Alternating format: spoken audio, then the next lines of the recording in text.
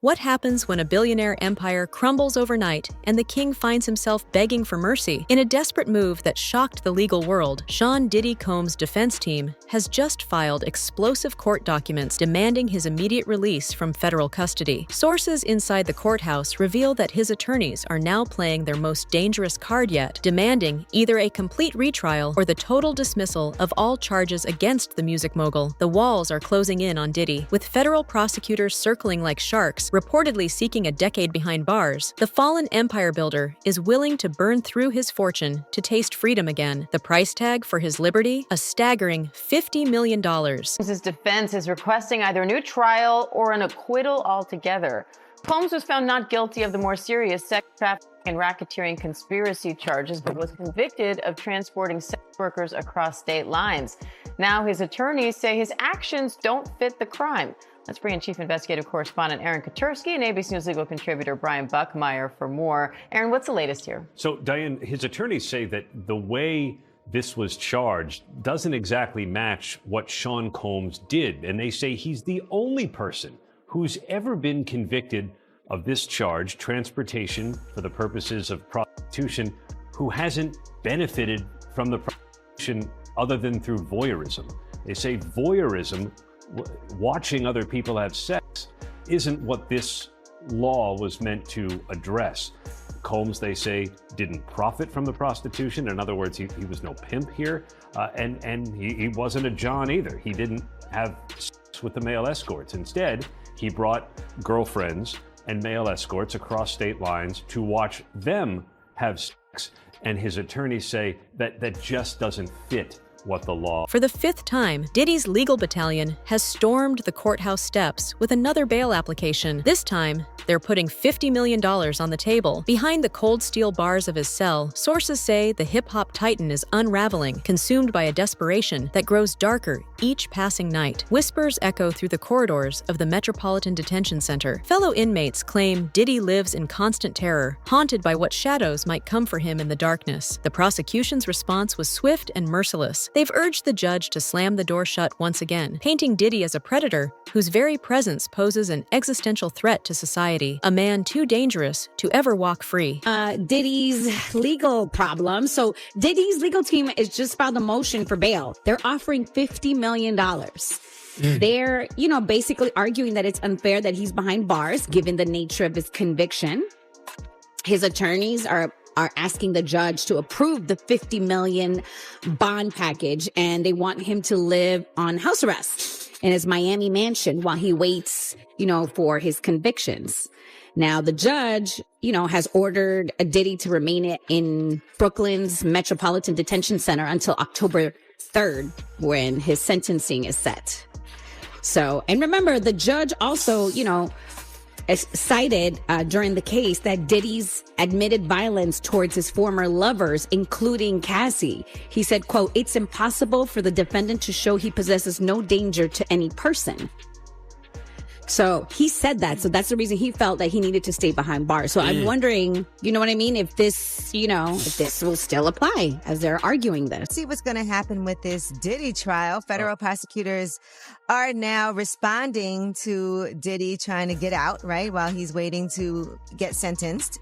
And so basically what prosecutors are saying is that they believe that his response, that his crimes reflect aggravating, not mitigating factors, and they want to justify his continued incarceration.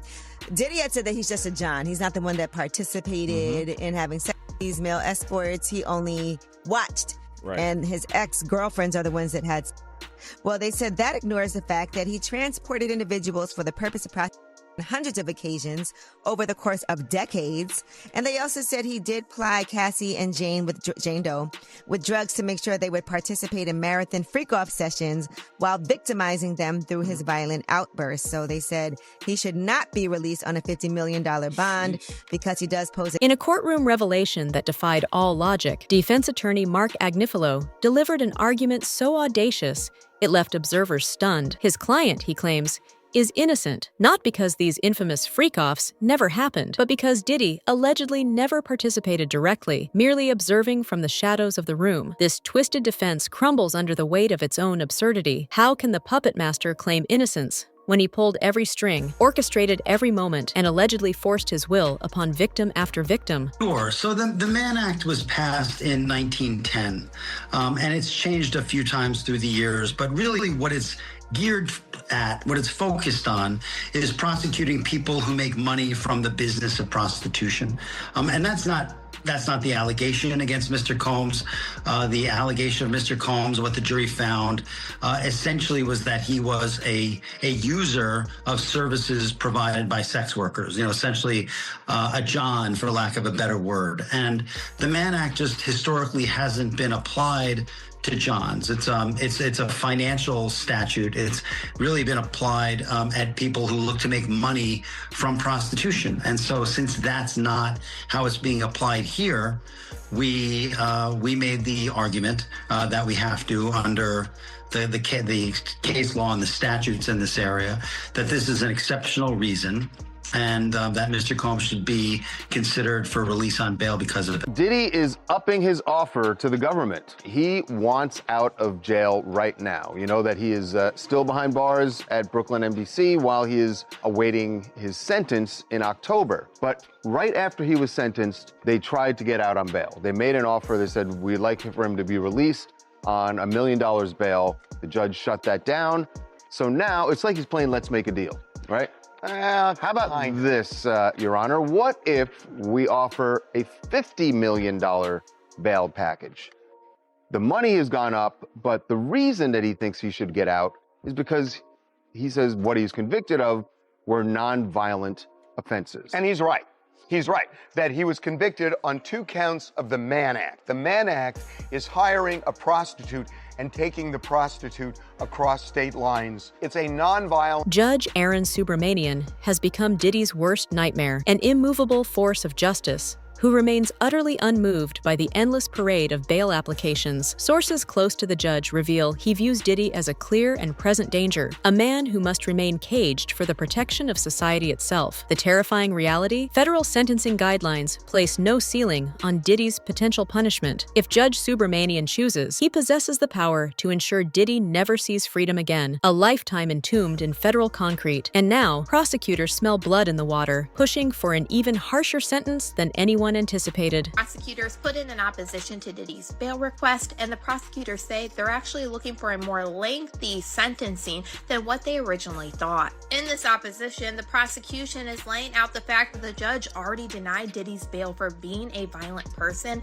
and they hone in even more into Diddy's alleged violence against people. Prosecutors are saying that Diddy has actually been lying when he said that he didn't commit violence between his breakup with Cassie Ventura in 2018 up until 2024 with his incident with Jane. Let's go ahead and jump right into this motion. The government says, despite the court's clear ruling that the defendant must be detained pending sentencing following his conviction on 2 felony counts, the defendant moves again for bail. The defendant's detention pending sentencing is mandatory. There is no exceptional circumstances justifying his release.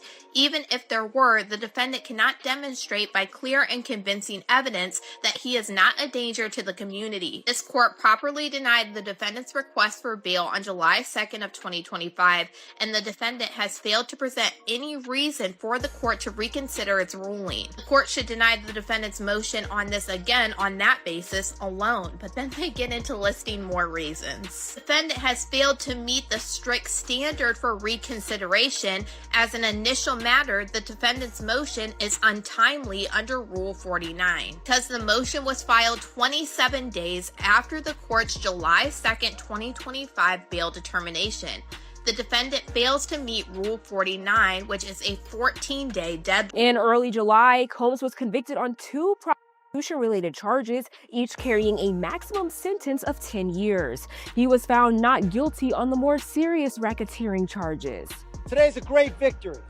After the July verdict, prosecutors initially expected Combs would face a prison term of 4 to 5 years, according to CBS News. However, according to a written submission filed Thursday in a Manhattan federal court, as reported by the Associated Press, the expected sentence is now substantially higher. The submission also opposed Combs' request to be released on a $50 million bail ahead of his October 3rd sentencing. The filing also says Combs must remain in custody until sentencing unless he can prove exceptional circumstances, and according to prosecutors, he cannot. This comes after a previous bail request for $1 million was also denied following the verdict. A federal judge ruled there was no evidence to suggest Combs doesn't pose a danger to others or the community. With these latest developments, Combs will remain in jail until his sentencing on October. Inside the brutal reality of federal lockup, the man who once commanded empires is crumbling into dust. Prison sources paint a portrait of psychological and physical deterioration. Diddy allegedly rails against the slop they call food, the inhuman conditions, the crushing absence of the luxury that once defined his existence. One witness claims to have seen the unthinkable, Sean Combs, reduced to tears, sobbing that he cannot endure this savage new reality. The golden throne has been replaced by a cold metal toilet. The man who had everything is now just another number, and the weight of that truth is crushing him. Rumors swirl through the prison yards like toxic smoke, whispers that Diddy has become prey, possibly extorted by other inmates, living every moment in paralyzing fear for his life. Foreseeable time behind bars look like. He reportedly only gets 1 hour daily of recreation and 3 showers a week. He's served breakfast, lunch, and dinner that is delivered to his cell. But instead of extravagant meals he was once accustomed to, he can expect foods like egg noodles, cereal, chili, peas, and if needed, there are reportedly vegetarian options as well. But if those foods don't work, MDC Brooklyn's commissary list has a list of additional foods and snack items, including a 6-pack of Hershey bars for $7.05, peanut butter for a little more than $3, stuffed chicken with rice for $5.75, plus more options. Diddy was once a staple at New York's biggest fashion event of the year, the Met Gala, and a frequenter of fashion weeks across the globe. Now will be forced to wear clothes not from haute couture, but instead a switch up to essentially sweats. For extra clothes, he can purchase a sweatshirt for a little more than $16, New Balance sneakers for about $55, boxer briefs for a little more than $6, plus a bath towel and washcloth set for about $12. And while confined to a cell for 23 hours a day, which is a huge difference from throwing now infamous parties, to pass the time, Diddy can purchase an MP3 player for a little under $90. But according to reports, he has a spending limit of $160, a huge downgrade from the millions he was seemingly spending prior to his arrest. According to a report from the Daily Mail, that's why Diddy had a breakdown. A person close to him apparently said, quote, "Spending the holidays behind bars was a nightmare for him." If we're to believe all this, Diddy had a meltdown in his cell and begged the guards to take him to the hospital for observation, but they refused. This same friend or person told the Daily Mail, quote, "He eventually managed to calm himself down with the meditation technique he's been using while he's been behind bars. It took him a few hours of deep breathing and focusing to get out of the bad space he was in, but he finally managed it." This isn't the first time Diddy's mental health has come into question while he's been at MDC. When he first arrived, he was on suicide watch, which the U.S. Department of Justice National Institute of Corrections describes as supervisory precautions taken for suicidal inmates that require frequent observation. Diddy's watch was only temporary, though. He was housed in a special protective unit of the jail after that for the first few weeks of his stay. But Diddy right now is in Gen Pop, meaning general population, the place where majority of the inmates stay. And that's where he apparently had this meltdown over the holidays, at least according to... The streets are speaking, and their verdict is merciless. Diddy must never taste freedom again. He's the living embodiment of danger itself, one voice declares. Lock him away until the end of time. But darker theories emerge from the shadows. Sources claim Hollywood's most powerful puppeteers are the ones ordering the hit, determined to silence him forever. The conspiracy allegedly traces back to 2023, when Diddy dared to sue Diageo, the liquor empire, accusing them of racial discrimination and betraying their billion-dollar covenant involving Ciroc vodka and De Leon tequila. Could these corporate titans be the invisible hands reaching through prison walls, orchestrating his destruction from the shadows? 13. De Leon Tequila co-ownership. Diddy and Diageo jointly acquired De Leon Tequila, making it a deeper investment relationship. May of 2023, Diddy sues Diageo. Diddy filed a lawsuit accusing Diageo of neglecting the De Leon brand, racial discrimination, claiming they marketed it as an urban product and failed to treat him as a true business partner. Then in January 2024, they settled out of court. Diageo and Diego settled the dispute out of court. While details still remain sealed, the settlement marked the end of their business relationship. So this is from 2007 till 2024. 17 years. Could they have protected him? I don't know. Their CEO currently today is Deborah Ann Crew. She was a former intelligence officer in the military. Once intelligence officer, forever you're an intelligence officer.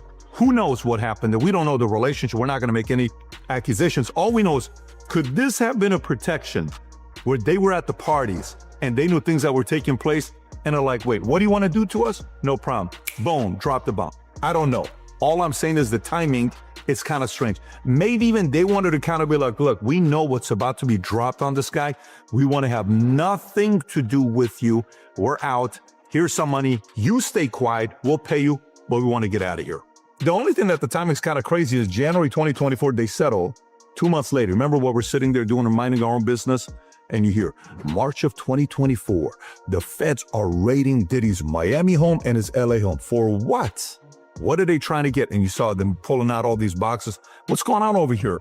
Federal agents raided his Miami and LA home, seizing 90 terabytes of digital data. What are you taking? Bunch of letters? The Metropolitan Detention Center isn't just a prison. It's a graveyard of secrets where inmates mysteriously stop breathing and questions go unanswered. The death toll speaks volumes about the corruption festering within these walls. But Diddy's enemies aren't just wearing orange jumpsuits. A federal investigation is currently tearing through the MDC's administration, exposing a web of misconduct that reaches into every corner of this concrete hell. Every sunrise could be Diddy's last. He knows it, his lawyers know it, and they're racing against a clock that might already be counting down to zero. No jail or prison is expected to be a five-star hotel, we know that, but it's not supposed to be a house of horrors either. Yeah, the troubled and violent Metropolitan Detention Center in Brooklyn housing Sean Diddy Combs raided by the feds today. They're investigating poor conditions, rampant drug smuggling, mounting violence, and repeated inmate deaths. Eyewitness News reporter Darla Miles live at the scene in Sunset Park with what's really going on. Darla. Well, Bill, the Bureau of Prisons will only say this is an interagency operation to maintain a safe environment. But sources tell ABC News that inmates are not the target, and attorneys who've been seeing clients here for years say the timing is very curious. Charges, to all of which he's pleaded not guilty. There's no VIP section. There is no concierge, only conmen, killers, and kingpins. MDC is so bad, federal judges have questioned the harsh conditions for those here awaiting trial. So bad I was here 2 years ago during a cold spell, reporting on detainees with no heat, pounding on windows for help. There was even a congressional inquiry. But take the word of a former inmate I spoke with who goes by Esco. It's terrible. The food is terrible. Of course, the inmates are terrible. The guards are terrible. The conditions are terrible. It's just terrible. The inmates that you're surrounded around, just in general, a lot of them are brought up on pretty heavy federal indictments, right? So just in terms of the atmosphere there, it's just certainly one that no one wants to be in. Combs was placed in a special housing unit and on suicide watch, the standard protocol for high-profile celebrity detainees. The disgraced mogul was denied bail by 2 separate judges. His attorney, Mark Agnifilo, asked the court to transfer him to the federal detention section at the Essex County Jail, but the judge deferred to the Bureau of Prisons. Federal trial attorney Philip Hamilton says lockdown can mean a lot less time to prepare. The name on everyone's lips, Jeffrey Epstein. Could Diddy be destined for the same mysterious fate? The parallels are chilling. A man who knows where all the bodies are buried, who holds secrets that could topple empires and destroy legacies. 3 decades in the game means 3 decades of witnessing the unthinkable. Every backroom deal, every cover-up, every name that powerful people pray will never see daylight. If Diddy ever opens his mouth, the fallout would be nuclear, taking down titans who've ruled from the shadows for generations. Industry insider Gene Deal delivers a bone-chilling assessment. Diddy simply doesn't possess the psychological armor to survive what's coming in federal prison. Legal saga of Sean Diddy Combs entering a new chapter after his guilty verdicts. In court docs obtained by E! News, the Bad Boy Records founder filed a new motion July 30th, requesting to either overturn his convictions or grant the 55-year-old a brand new trial.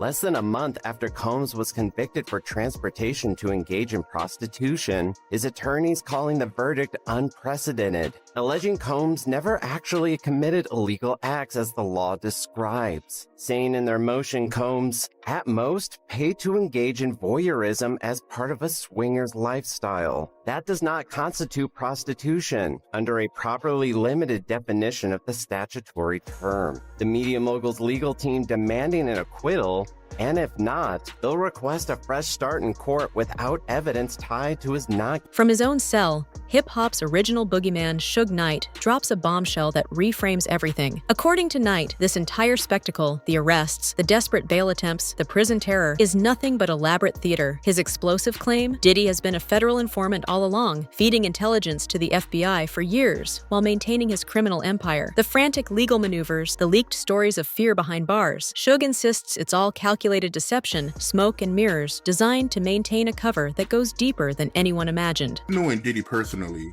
do you think it's possible he might take his life? It takes a certain individual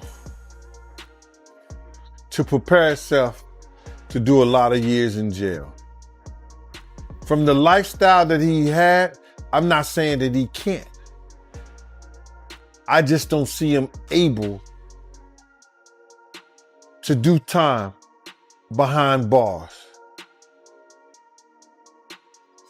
Maybe if he'd be in a camp type situation, that's a possibility. But based on the lifestyle and what he's done and what he's accomplished, if he had to go behind those bars for a lot of years, I think that he may commit suicide. He'd do an Epstein. Why do you think he didn't pull a Russell Simmons and leave the country? They was watching him, bruh. They was watching him. And then I think that he had to turn over his passport. Even if you own your own private jet, they have a system up there whereas that they supposed to check your passport and anything that you need to fly as if you were flying commercial. Suffering the consequence, and I don't feel bad for him at all. Because people was trying to talk to him. People was trying to tell him. You couldn't pull him by the coat and let him know anything. You understand? They messed up the game, brother. When he put that shit out with them, money, power, respect, it ain't never been like that. It ain't never been like that. You got your respect in the street that gave you your power, that brought you your money. Totally different thing. He let that money, power, and respect go to his head, but he had it ass backwards. So do I care what happened? Nah. He got enough money to buy his way out of this. So we think. So when you look at that video of him pacing around and he's looking worried, and you knowing him, do you think it's possible that he might commit suicide? When you're a narcissist, there's always a possibility because you're suffering. But I don't think that he can see himself in a cage. I don't think he can see himself behind those bars in those type of situations. It's too many real dudes that dislike him. But then again, there's a lot of real dudes that need help. And him being behind bars, he could probably help them. Veteran insider Gene Deal reveals the document that will seal Diddy's fate, the pre-sentencing report. This single file will paint the portrait that determines whether Diddy dies behind bars, if investigators craft the narrative of a remorseless predator, a master manipulator who destroyed lives without conscience. The evidence mountain suggests this portrait practically paints itself. The prosecution isn't just seeking justice anymore, they're hunting for the maximum destruction, determined to make an example that echoes through history. He's going to go to prison. And if he do, it'll be for something very, very small. It wouldn't be nothing what the people think. I don't think he's going to go nowhere long. But at the same time, you got to look at it. The best witness they had is KPD. KPD been informant for a very, very long time. And KPD is getting ready to go to trial for the murder of Tupac. KPD said it, everybody else know it, and KPD says the money came from Puffy to kill Tupac and myself.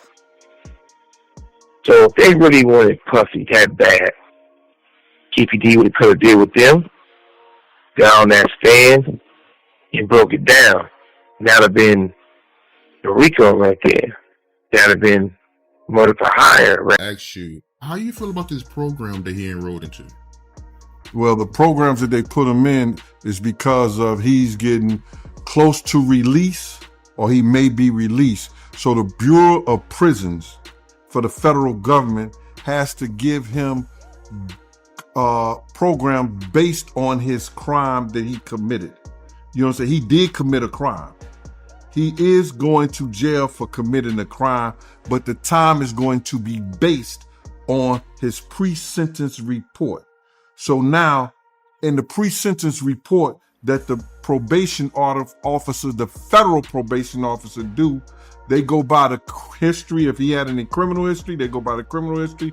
They go by the history, the crime. They go by what the victim statements and all that. And they do this report that they submit to the judge. And submitting that report to the judge is going to have what they believe based on the guidelines of the prison system, the guidelines of the correctional sets up based on what the time he'll do based on the crime. Now, the crime, and let's get this straight, the crime that he committed is based on the Mann Act. And that ranged anywhere from probably 22 to 54 months. Is Diddy's incarceration the final act of a master plan decades in the making? Or has karma finally collected its long overdue debt? The truth lurks somewhere in the shadows between conspiracy and consequence. Drop your theories in the comments below. What dark forces are really at play here? Smash that like button and subscribe to stay locked into the stories the powerful pray you'll never discover.